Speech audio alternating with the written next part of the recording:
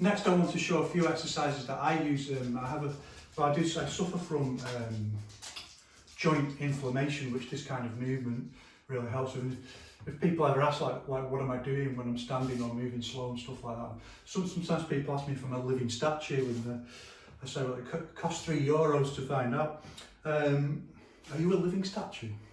So that's a good idea. Do your standing on a public street with a hat.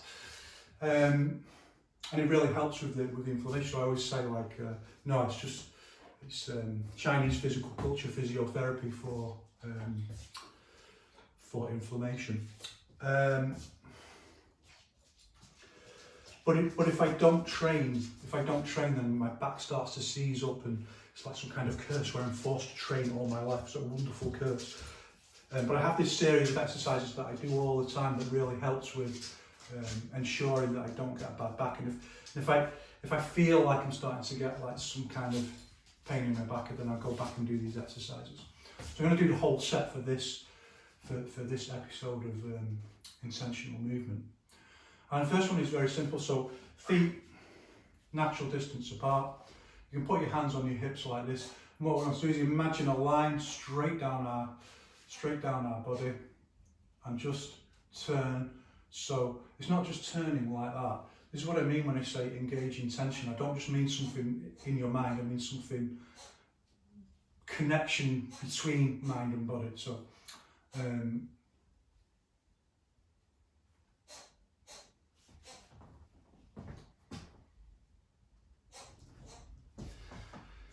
the dog is playing with his squeaky. I feel mean taking it off him, so I'm sorry if you can hear that. Engage and turn. Turn as far as you can, and then turn the other way.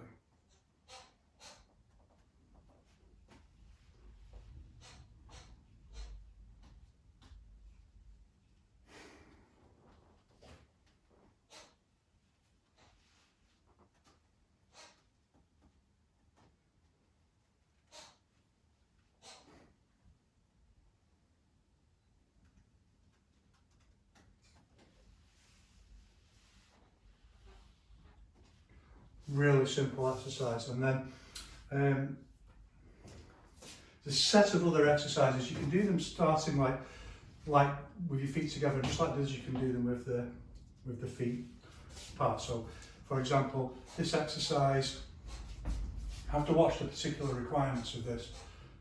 So the quack goes in, and you'll notice now in modern sports training, when people are being taught how to correctly lift weights and things like that, that everyone does this now. They say stick the bottom out when you lift the weight.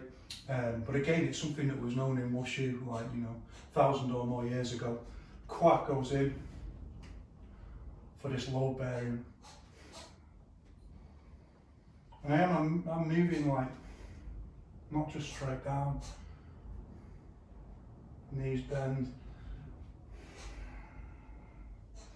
and all the way down. Now I'm not just going to lift back up straight, I'm going to lift my back up like this.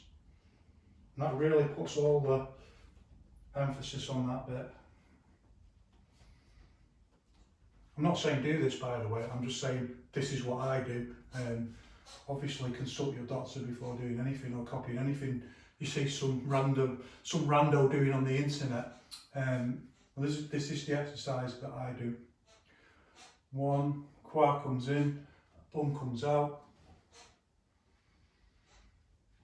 Head stays pretty much looking up forwards like that, all the way down.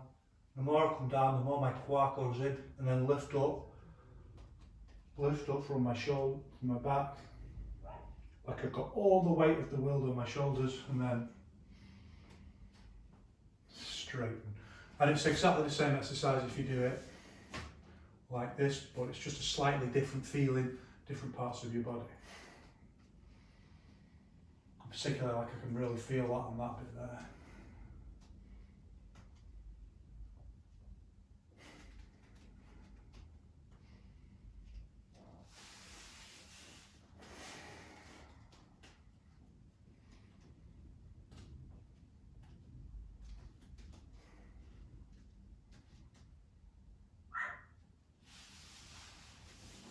sinuous movement.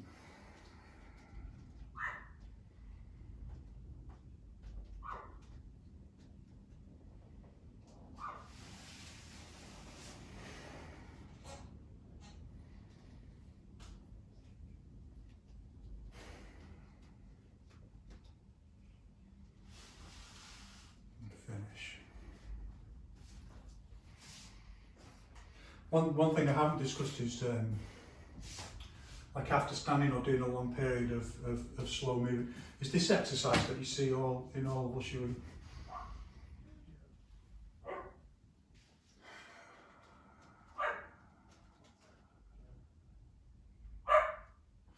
Where you breathe in as you lift your arms up and you breathe out, and the idea is like you're gathering up all the chi, and then you're pressing it down into what would be called the dantian in the old way of speaking. You're an imaginary organ that's. I mean, you can believe it. I don't believe it. Don't use that concept in Yiquan. Well, Wang Shangjai did originally, but then he rejected this concept. But it doesn't matter. What's important is if something's true, it's true for everyone. So you don't need culturally specific concepts. Whatever it is, it's just that sense. I still like to do it, after this kind of training, and just breathe out. Just gives me a sense of well-being and completion, and just yeah, I can do what I want. I know. I'm happy to believe there's a little bit of magic in the world and some things that we can't explain. Our next posture, so that's just going straight up and straight down. Our next posture is quite simple, we're just going round instead.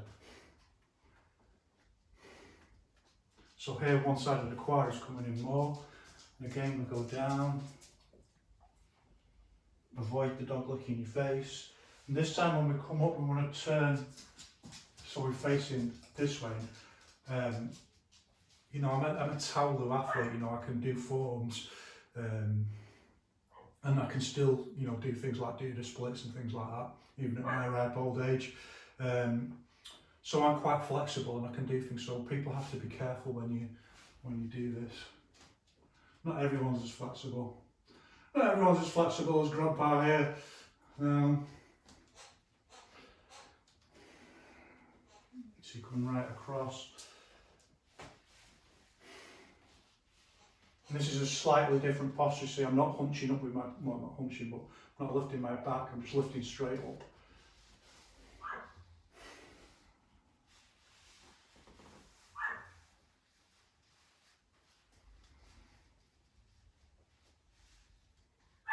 No, straight. So, a little bit different, you can only go so far when your feet are like this. But the idea of this posture is the same. One, engage, Quack is coming in.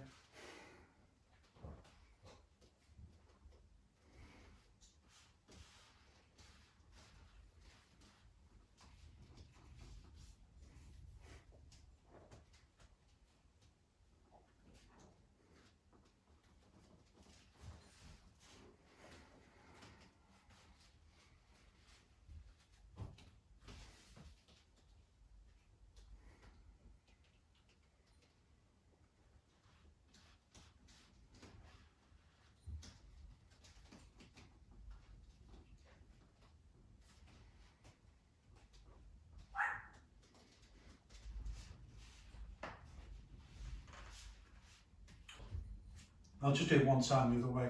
You can start either way and go either way. One, engage. Just try and get this circle.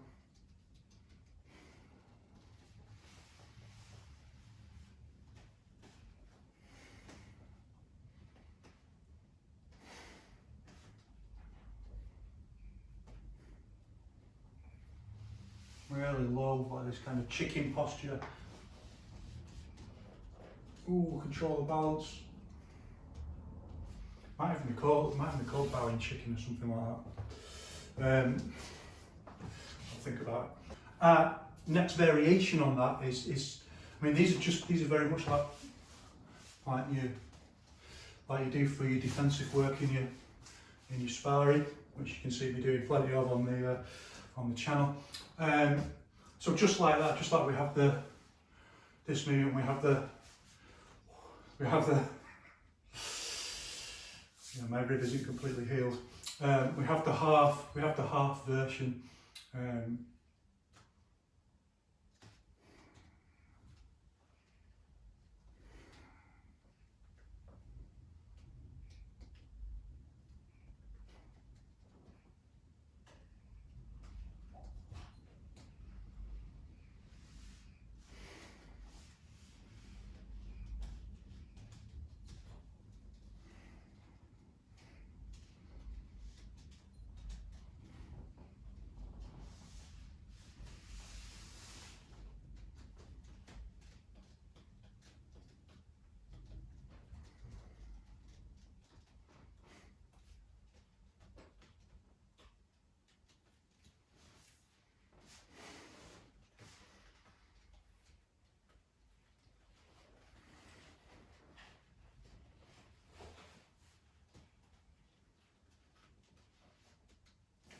Like that. You can do it just the same with your.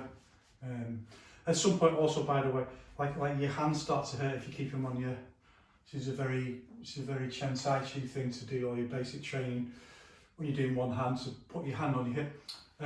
You don't have to do it like that. You can do it with your hands behind your back. You know, don't start doing things like, well, I must push through it, even though it's really killing my wrist and things like that. I never do, unless it's for the actual exercise and you've got to have the will to improve. But if something's stupid and hurting you, then you shouldn't be doing it.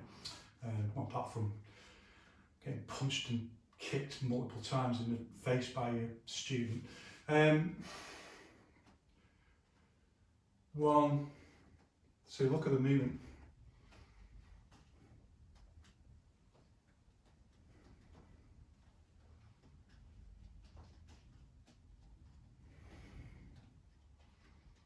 It's like I'm leading with this bit of my neck like that. That's what we mean by superior articulation.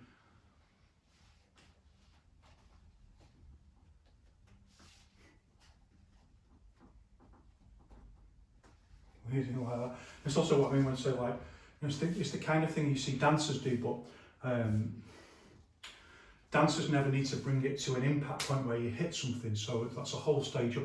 When you actually hit something, then that springy structure that you're developing is tested on a completely different level, and you need different things like rooting and the lock point where you hit, and then you can both move very fast to release force, but you've also got this springy structure that can transmit force and also, you know, be springy for the impacts and things like that. So obviously dancers never have to do anything like that, unless they get a really bad critic, I suppose, and then they might just, you never know.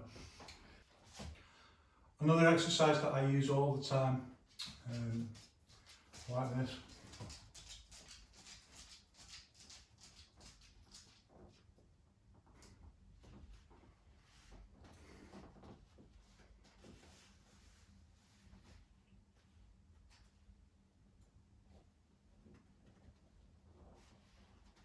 Again, it requires a certain level of leg strength and flexibility. It's right on my hip, my rib.